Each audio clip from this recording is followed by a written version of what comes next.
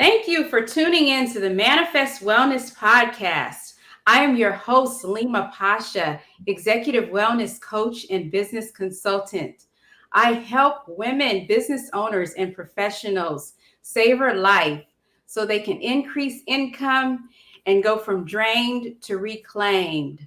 My mission is to help people to manifest wellness. Today, I am joined by the esteemed Jenee Johnson. And we are going to talk about how mindfulness can be used to transform individuals and organizations. We're going to dive deep into healing from racial trauma. So get your pens out because Miss Jenee is really, she has a unique and innovative approach to share with you. So we want to know all about it. Jenee Johnson is a mindful movement builder, thought leader, and founder of the Right Within experience. She is committed to the reclamation of humanity, joy, and well-being for people of African ancestry. Johnson leads the unique effort to bring mindfulness into public health practices and across programs in African American communities. In fall 2020, she was featured in Mindful magazine and recognized by her peers as one of 12 powerful women of the mindfulness movement. Jenee, can you describe your journey and let us know what led you to where you are today, your background, like where you're from, your education, and your professional experiences? Because you do have a unique perspective and you are changing lives one day at a time. And what I really was inspired by seeing was you work with people in different types of settings, from that when they were in the child rearing ages, and now you're working in trauma informed care. So you can let us know best what you do and how this all ties into the experience that we can learn from. Thank you. Thank you so much, Leema, for having me on your podcast. Yes, indeed. My name is Jenee Johnson, and I have had an eclectic career path, but where I have landed now is has a twofold journey. There's a twofold part to my journey that I'm on currently. I'll start with what I do in the Department of Public Health in San Francisco. I am the program innovation leader, mindfulness, trauma, racial healing. And what I have done is brought mindfulness into the Department of Public Health. We are the only public health department in the country that has a trauma informed systems initiative. In other words, an initiative to become informed about trauma so that we can shift the entire system. So when someone comes to work for the Department of Public Health, they are mandated, required to take training in the trauma-informed system. What I have done is brought mindfulness into that conversation so that we can really nest our trauma work in being mindful. So what does that mean? So that we can become an organization that's really resilient, that is compassionate, that is healing, and that is really thoughtful and intentional about how we do the work. Because we live in what we call a VUCA world, volatile, uncertain, complex, ambiguous. And to manage the complexity, you need to have deep inner resources. It's not enough to think that we're going to change a system through intellectual ideas and concepts. The people must be invested in to have what it takes to actually stay the course of change. So that's what I've done, brought mindfulness into the trauma system. And the other part of my journey is I have founded a program called the Right Within Experience. How you going to win when you ain't right within? Thank you, Sister Lauren from the Fugees.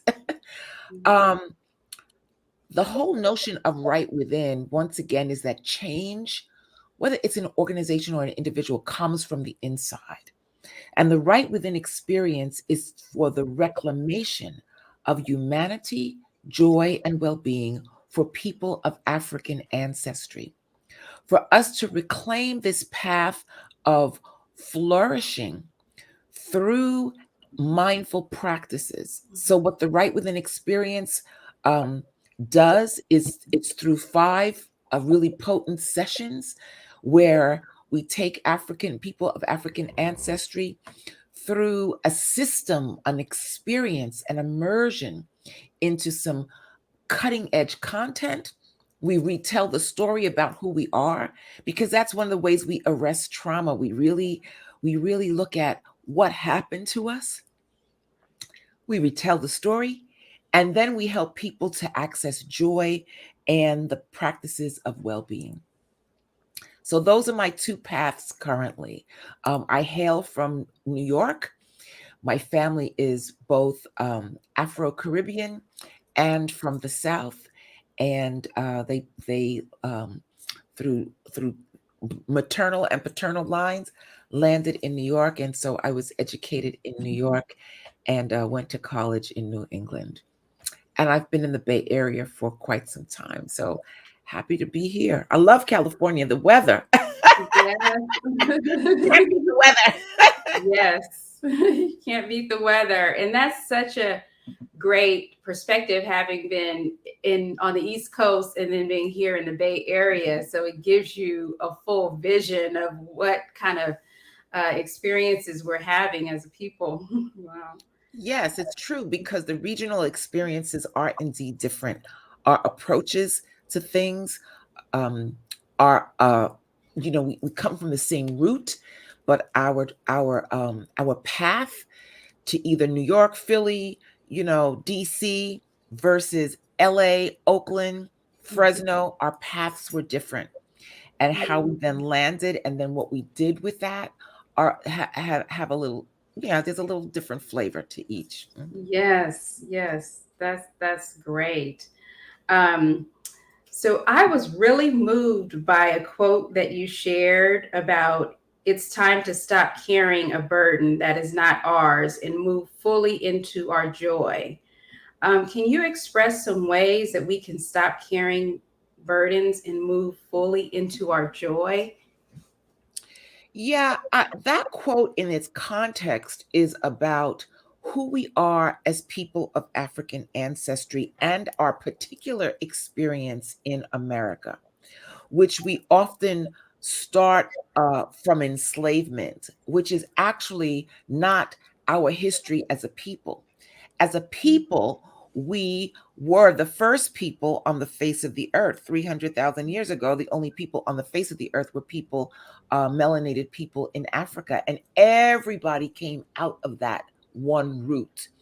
We left and we populated East and West Asia and moved out across what we now call the world. So when I say it's time for us to stop carrying a burden that is not ours, that is related to how we tell our story of who we are.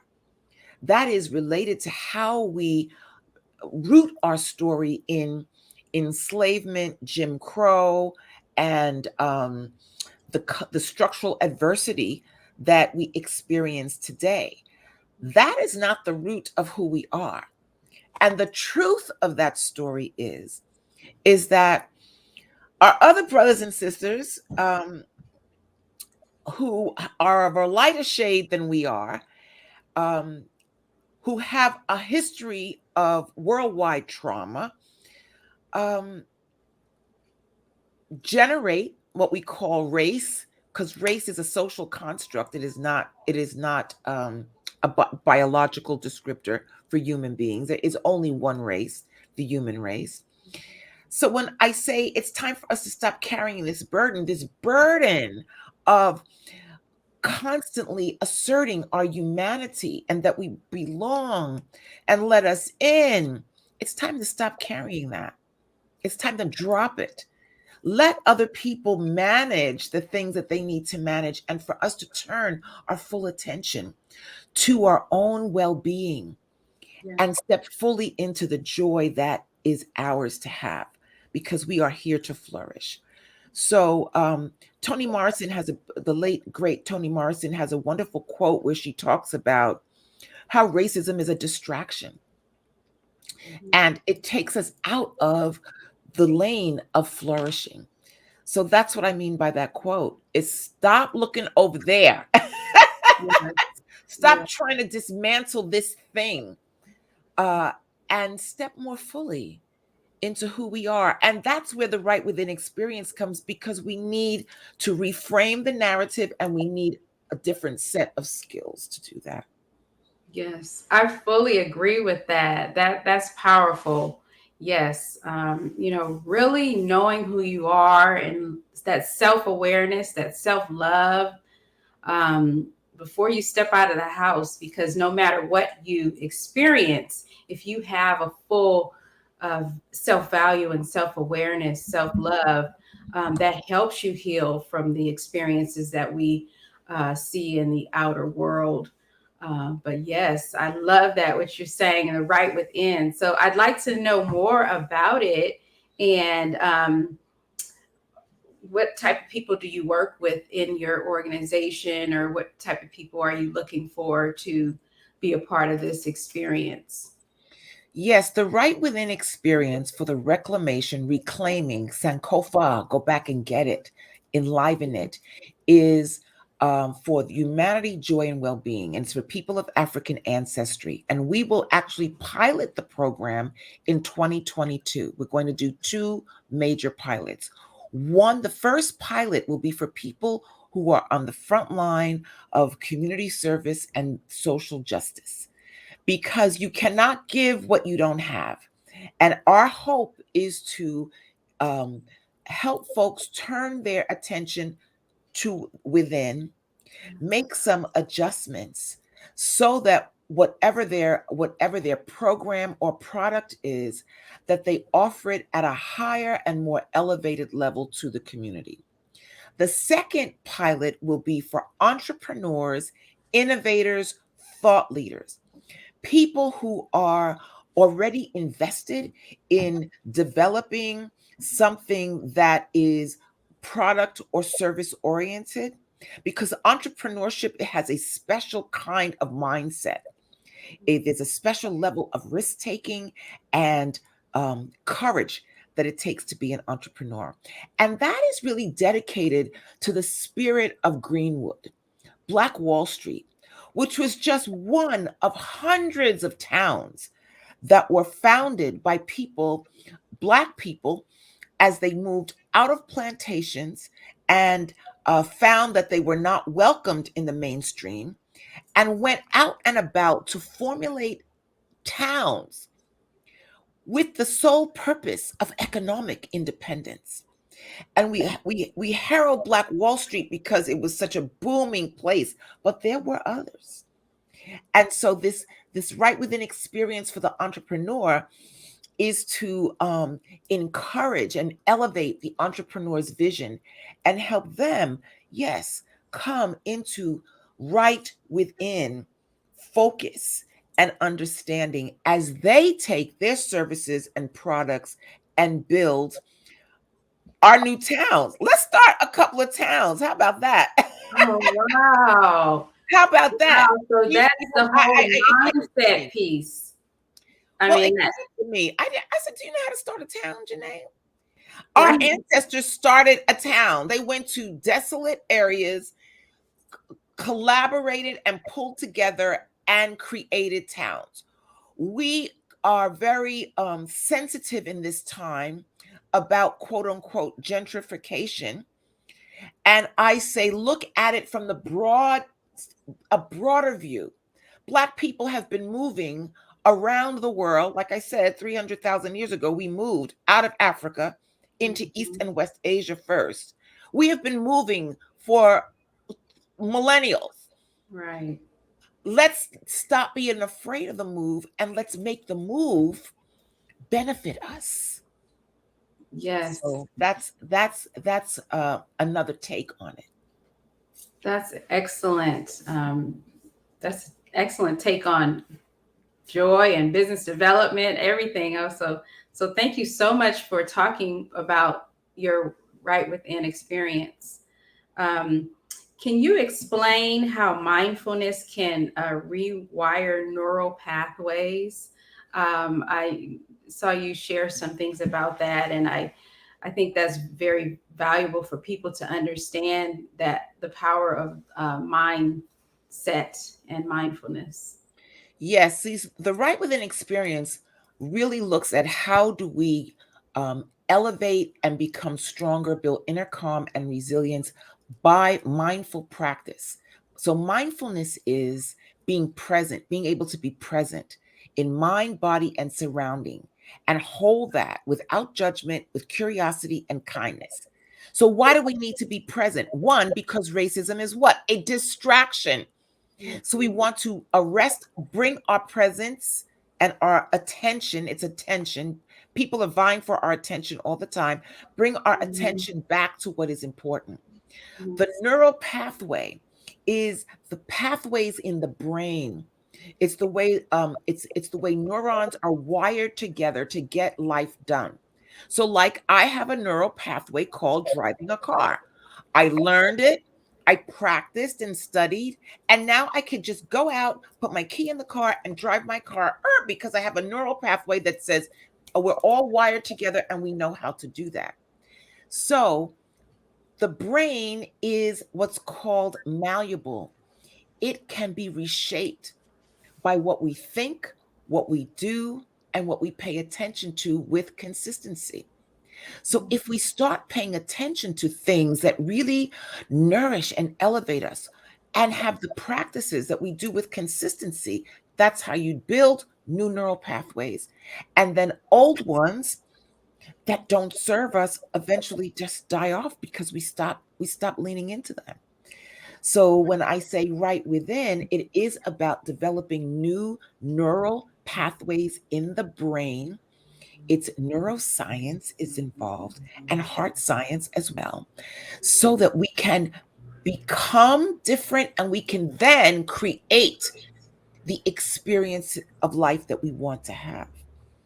So there's a lot of That it's is it's it's beautiful. it's a lot of good stuff attached to this. That's beautiful. No, we're getting a nice picture. It's really unfolding.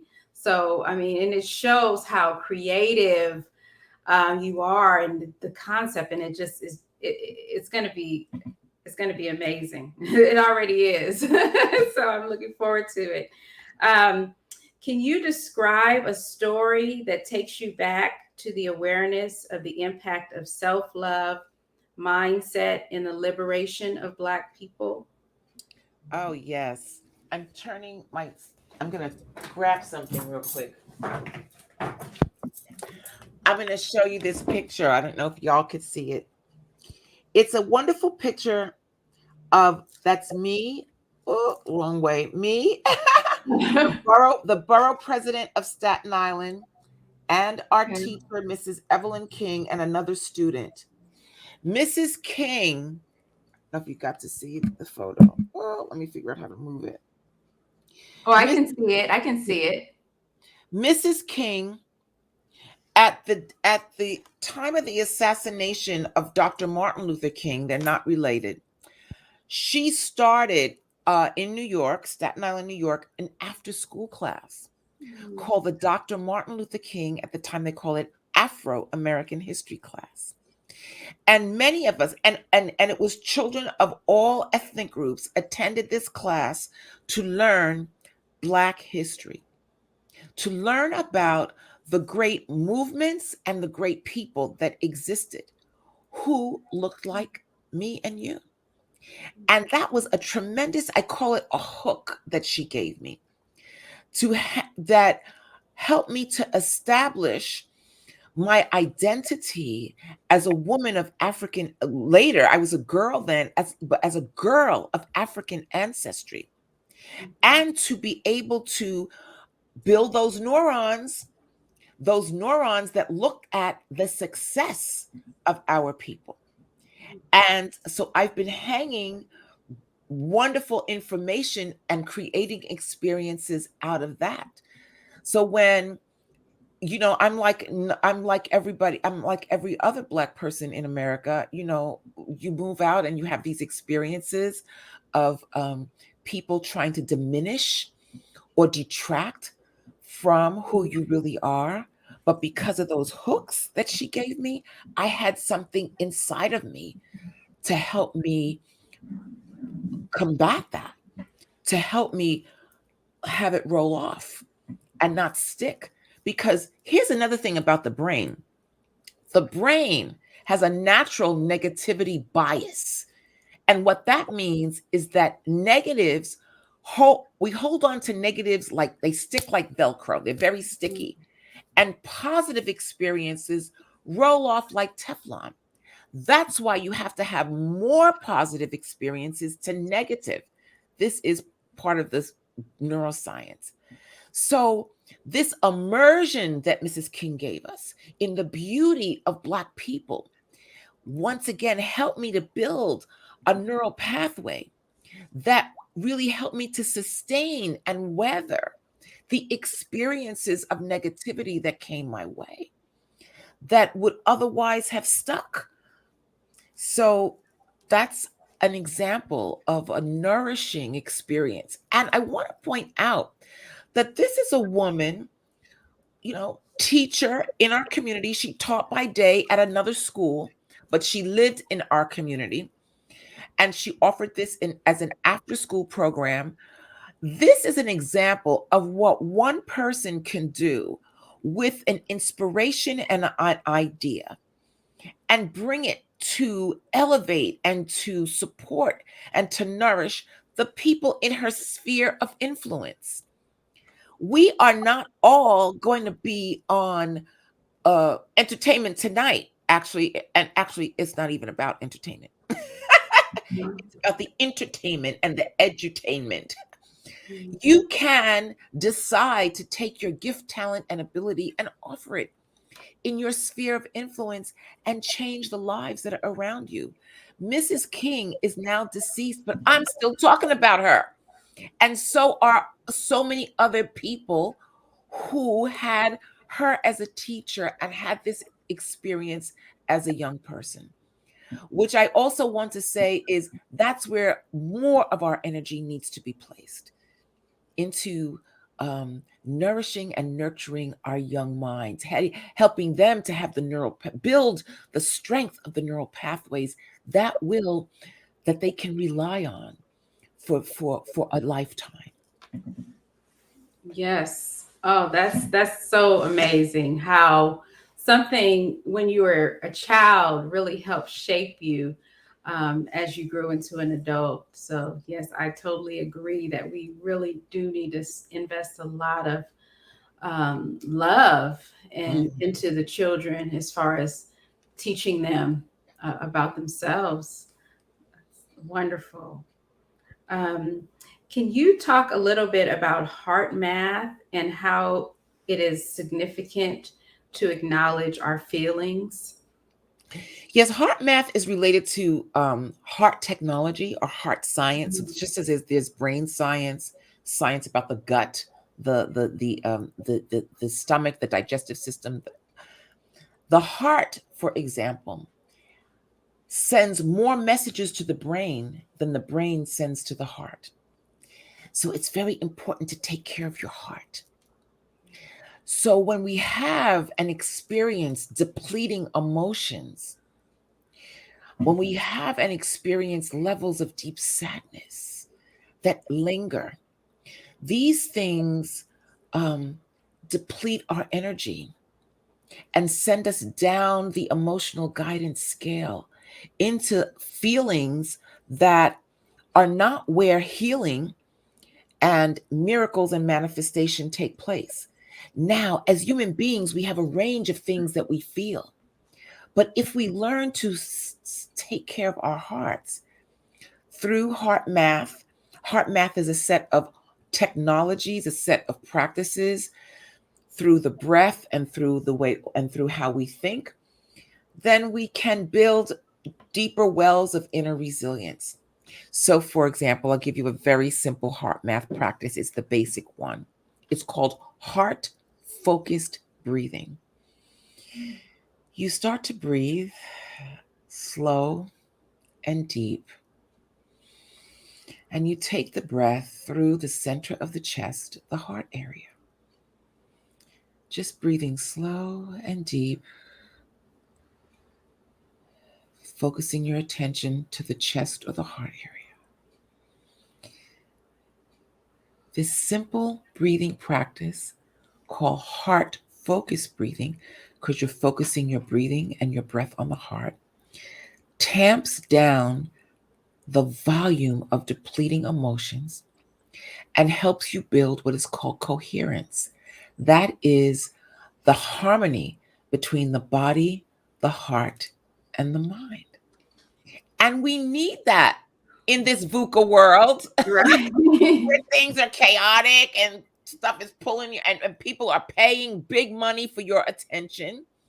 Right. You need this, you need these skills to be able to come back to yourself, to open up some space so that you have more access and more calm, so that you can move through and create and respond in ways that will be more positive for your own well-being. So it's not a bypassing or an avoidance. It's a resilience building. It's a strengthening. It's a resource building tool. Mm. So heart Yeah. math technology, and we will be doing a lot of heart math in the Right Within experience as well. I'm a certified heart math teacher. Beautiful, beautiful. It sounds like it gets you out of that fight or flight response that people kind of get stuck in. Wow.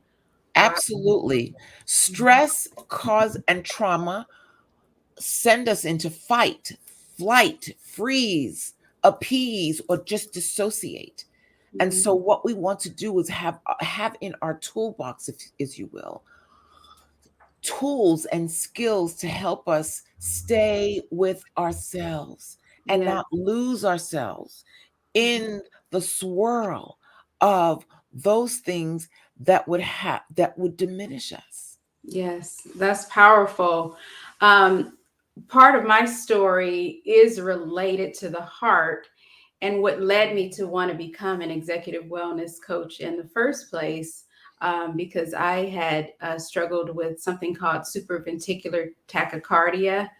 And Mm. so I had to find my way and learn why this was happening and how to improve upon the situation. And it led me to things like meditation and, exercise, mindfulness, and all the different things that I like to share with people. And it has been such a great journey of self exploration to find that out, and just know that all the parts of our body are sending us communication.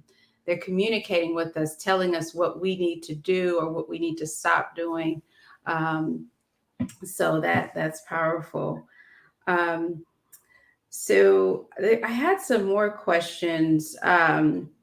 Oh, yes. So I don't know if we talked that much about, like, how are you using mindfulness to heal trauma? We did talk quite a bit about that. So let's talk a little more about your program innovation within the Department of Public Health and describe some success stories as a result of mindfulness practices that you have helped implement. Yes, what I am seeing at the Department of Public Health is just miraculous. I mean, we don't have a lot of leaders, the top echelon of the organization, um, um, aware fully of what is happening underneath. But we're creating this bubbling of a group of people that are committed to trauma informed, building a system that is trauma informed, a system that is not reactive, a system that is not replicating inequity from the top down. And what we've been able to do is, one, start teaching mindfulness among the staff. So there's 9,000 people in the Department of Public Health. And the next thing we've been able to do is we just graduated a cohort of 15 people to help with the teaching of our mindfulness program. Our mindfulness program, we have partnered with an organization called Search Inside Yourself Leadership Institute. And it's a mindfulness, emotional intelligence program that looks at mindfulness, emotional intelligence, and the neuroscience. And it was curated for the workforce. It was originally curated at Google and then has spun off out on it as its own standalone organization. So we're in partnership. That's the program that we teach. So we just graduated 15 additional people to teach. So first it was just myself and one other person. Now there's 15 more. And the application has just gone out to recruit another 15 people to teach us and certify as teachers. So this is what I call a ground up approach, that it's the people in the organization, the frontline workers, the middle managers that are saying, hey, we need this and we're committed to this, and we are expanding our ability, our capacity to teach the Search Inside Yourself program. And in so doing, what we are doing is building inside of the employee, inside of the staff, the the infrastructure to deal with the complexity of what we do in public health, which is mind the health of huge populations in a major city. And we're dedicated once again to becoming less reactive and really being a healing organization. To do that, it takes people having skills, not knowledge, but skills. You can know a lot of stuff and not do any of it. There's a Right. knowledge experience gap, and that's what we're doing with the mindfulness program in the San Francisco Department of Public Health. We are filling that gap from what we know to what we are able to actually do. That's great. I had so many light bulbs going off when you were talking. That's amazing. Wow.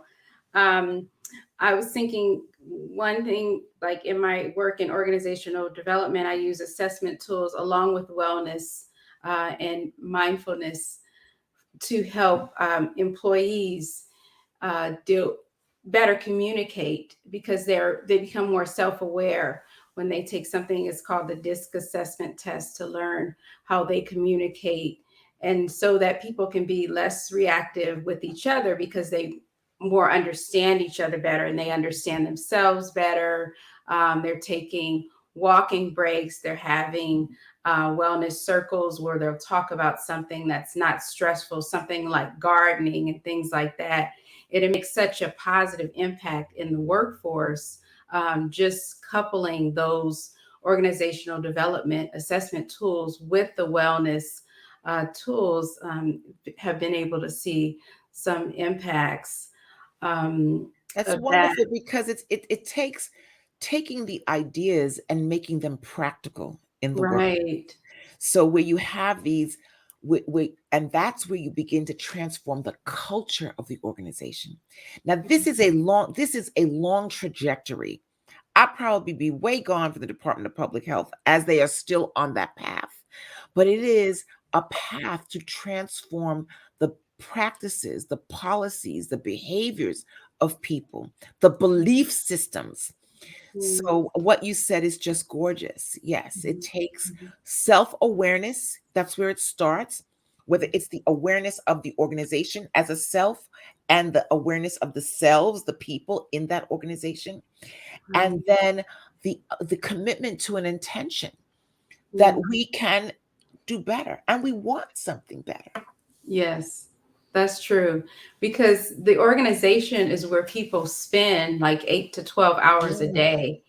And we feel based on the environment that we're in. Like if we're around someone who's not well, we can feel that energy, that vibration, and it's so alarming, you know, to someone, especially someone like myself. You know, I could have different sensations, like hearing about. A lot of times, I would sense that someone was ill. I just say that Yes. before it happened. If I was close to them, walking by them in the conference room every day or things like Yes. that. And it was kind of interesting seeing that as the population ages and things like that. So Well, that's that one level thing of that influenced. sensitivity speaks to the fact that we are energetic beings. Right.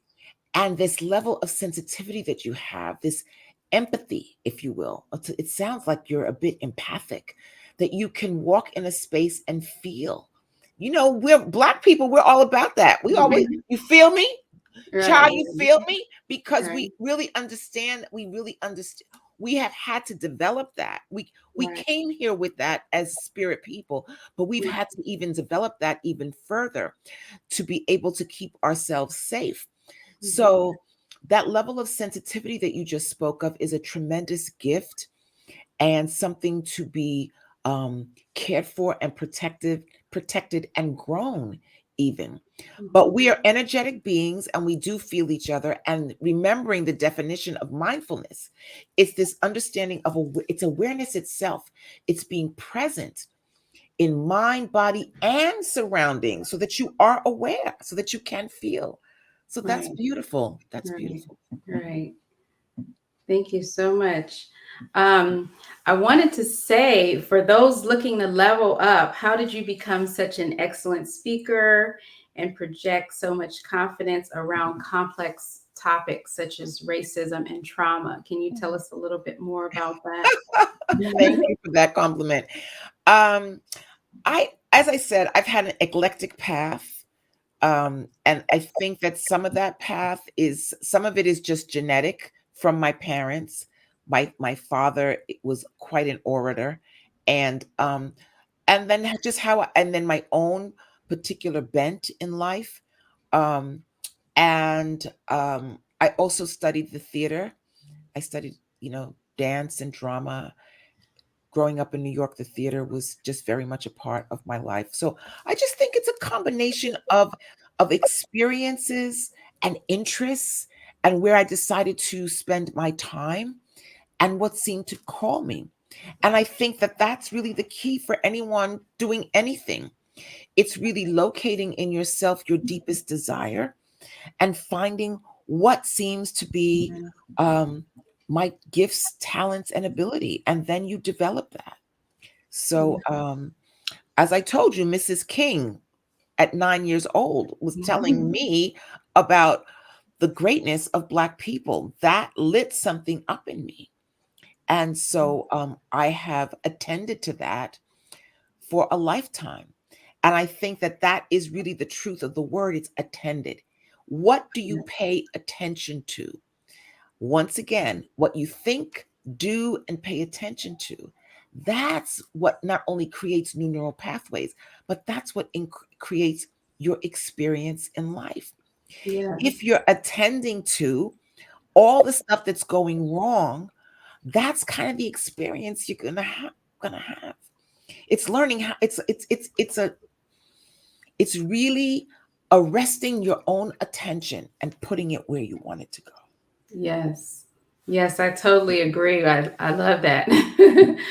um, one more question. Can you talk a little bit about the significance of mindfulness in your life? Describe how this applies. Just give a couple of examples that you would like to share. Sure.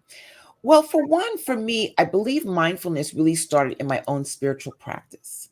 I grew up in a community church of just all Black people from the Caribbean.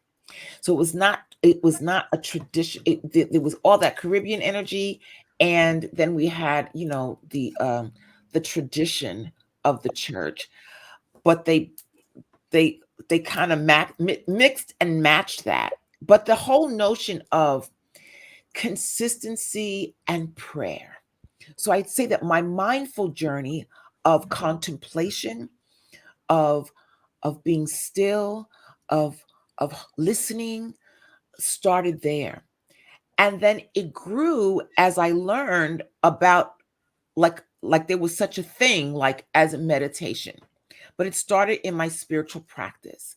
And then when as I was parenting, my son is now 25, but I remember when he was in junior high and high school and out and about and on the buses and in city. We live in Oakland, and taking in all these messages about a Black mother with a son. And I'd be like, Khalid, blowing up his cell phone, where are you? Well, Mom, I'm on the bus. Well, where's the bus? Just this heightened hypervigilance. I was like, you know what, girlfriend, that is just not going to work. You are becoming fearful, taking in this outside message, and I can't give that to him. So that's when I really doubled down on mindfulness to help me with activating my prayer life and activating the power of meditation to receive the benefits of it. And one of the benefits of it is calming. The breath activates the body's calming response. It invites the body to relax. It's the parasympathetic nervous system. So that helped me in my parenting, such that I could actually hold on to the messages that I did want to project. We are fine. God's got you. Yes. Fiery hedge of protection. You can come and go with good sense and wisdom and live your life freely and fully.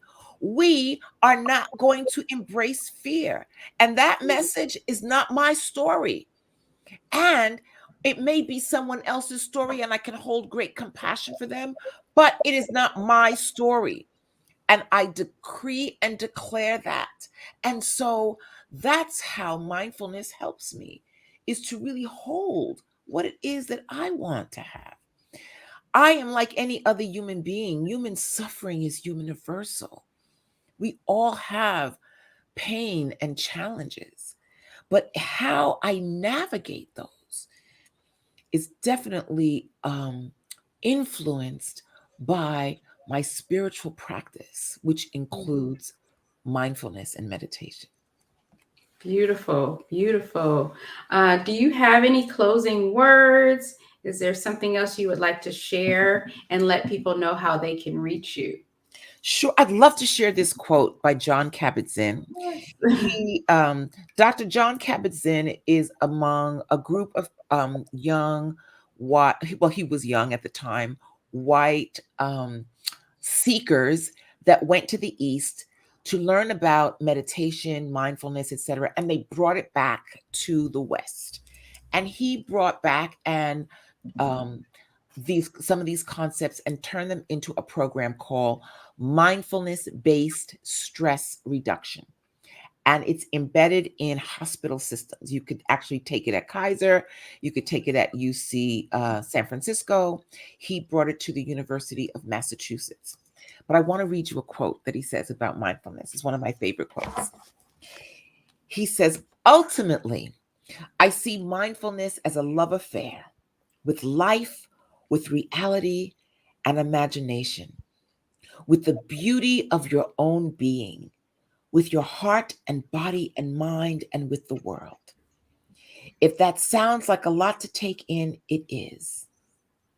And that is why it can be so valuable to experiment systematically with cultivating mindfulness in your life.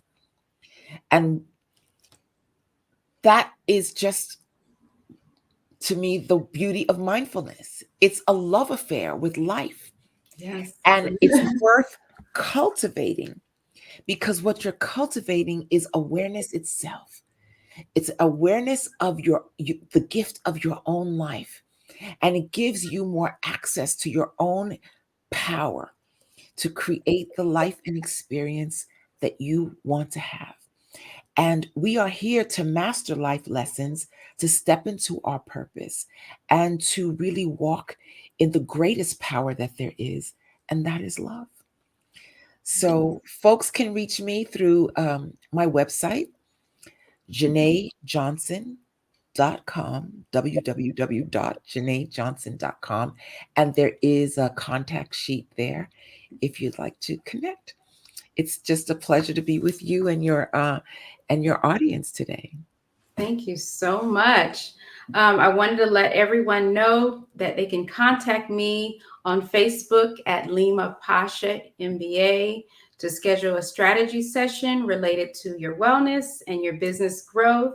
I do weekly interviews here on YouTube, so subscribe now. Manifest Wellness with Gratitude, Visualization, and Community.